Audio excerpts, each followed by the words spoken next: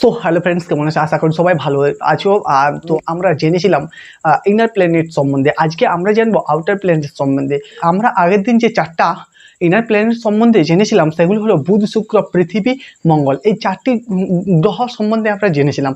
এই ভিডিওতে outer planet সম্বন্ধে, যে আউটার প্ল্যানেট অর্থাৎ আউটার প্ল্যানেটে যে চারটি গ্রহ রয়েছে সেই চারটি গ্রহ সম্বন্ধে আজকে আমরা জানবো। এই চারটি প্ল্যানেটের মধ্যে যে গ্রহটি প্রথমে আসবে সেটি হচ্ছে জুপিটার, যেটিকে আমরা বৃহস্পতি বলে জেনে থাকি। এই বৃহস্পতি আমাদের বুধ, শুক্র, পৃথিবী, মঙ্গল। যে মঙ্গল আগের দিন মঙ্গলটা যে শেষ করেছিলাম, সেই মঙ্গলের পরে যেটি আসে সেটি হচ্ছে এই বৃহস্পতি।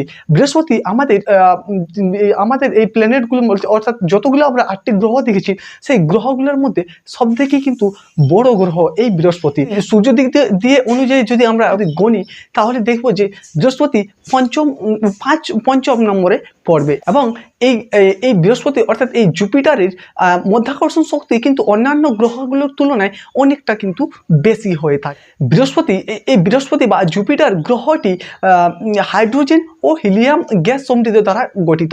এই বৃহস্পতি গ্রহের মোট 95টি কিন্তু উপগ্রহ রয়েছে। বৃহস্পতি গ্রহের যে 95টি উপগ্রহ রয়েছে তার মধ্যে 4টি উপগ্রহ হলো আইও, ইউরোপা, গ্যানিমিড এবং ক্যালিস্টো।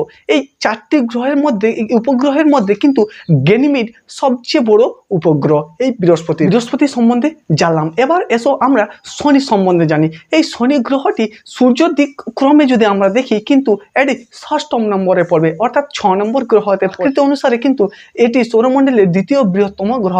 আমরা প্রথমে যে দেখলাম যে বৃহস্পতি ছিল সবচেয়ে বড় গ্রহ, হ্যাঁ ছিল, এবং তারপরে যেটি আসছে শনি হচ্ছে দ্বিতীয় বৃহত্তম গ্রহ। শনির 146টি উপগ্রহ রয়েছে। শনির কিন্তু 146টি উপগ্রহ রয়েছে।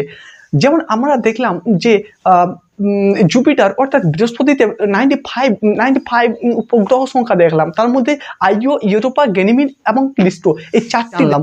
কিন্তু তার মধ্যে গ্যানিমিড ছিল বৃহস্পতির সবচেয়ে বড় উপগ্রহ। এবং এখানে যদি আমরা শনির দেখি মোট 146, যদি আমরা শনি গ্রহের দেখি তো 146 উপগ্রহ সংখ্যা রয়েছে, যার সব থেকে বড় উপগ্রহ হলো টাইটান। তারপরে আসছে ইউরেনিয়াস। আমরা কি কি জানলাম? জুপিটার সম্বন্ধে জানলাম, স্যাটার্ন সম্বন্ধে জানলাম, আর স্যাটার্ন অর্থাৎ শনি সম্বন্ধে জানলাম। তারপরে আসছে ইউরেনিয়াস। সো ফ্রেন্ডস, আমরা দেখলাম স্যাটার্ন সম্বন্ধে জানলাম। এবার আমরা জানবো ইউরেনিয়াস সম্বন্ধে। ইউরেনিয়াস সূর্যের দিক অনুযায়ী 7তম গ্রহতে পড়ে। আবার আমরা আগের ইনার প্ল্যানেট সময় আমরা দেখেছিলাম যে শুক্র পূর্ব থেকে পশ্চিমে ঘুরে। একইভাবে এই ইউরেনিয়াসও কিন্তু পূর্ব থেকে পশ্চিম দিকে ঘুরে এবং এর উপগ্রহ সংখ্যা রয়েছে 27টি। আমরা ইনার প্ল্যানেটের সময় জেনেছিলাম যে ব্লু প্ল্যানেট অর্থাৎ নীল গ্রহ বলা হয় পৃথিবীকে, এবং রেড প্ল্যানেট অর্থাৎ লাল গ্রহ বলা হয় মঙ্গলকে। একইভাবে এই আউটার প্ল্যানেট বলা হয় ইউরেনাসকে, অর্থাৎ সবুজ গ্রহ বলা হয় এই ইউরেনাসকে। এই ইউরেনাসের পরে যে গ্রহটি আসে সেটি হলো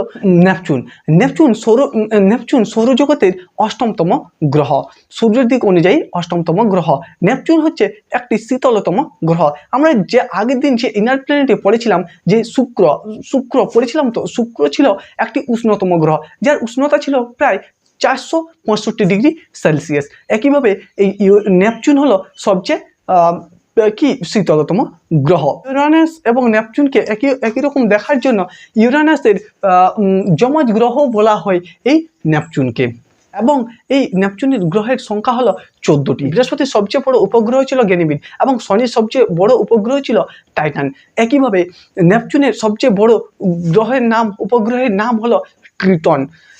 এই যে আমরা 8টা প্ল্যানেট সম্বন্ধে জানলাম, এবং এই 8টি প্ল্যানেট অর্থাৎ 8টি গ্রহ রয়েছে বর্তমানে সৌরমণ্ডলে। 8টি গ্রহ এবং 5টি বামন গ্রহ রয়েছে, অর্থাৎ 8টি গ্রহ ছাড়াও 5টি বামন গ্রহ রয়েছে। এই 5টি বামন গ্রহই হলো সেরিস, এরিস, হাউমেয়া, মাকেমাকে এবং প্লুটো। যে প্লুটো আছে, প্লুটো কিন্তু আগে গ্রহের মধ্যেই ছিল, কিন্তু 2006 সালে এই প্লুটো নিজে গ্রহের মর্যাদা হারায়।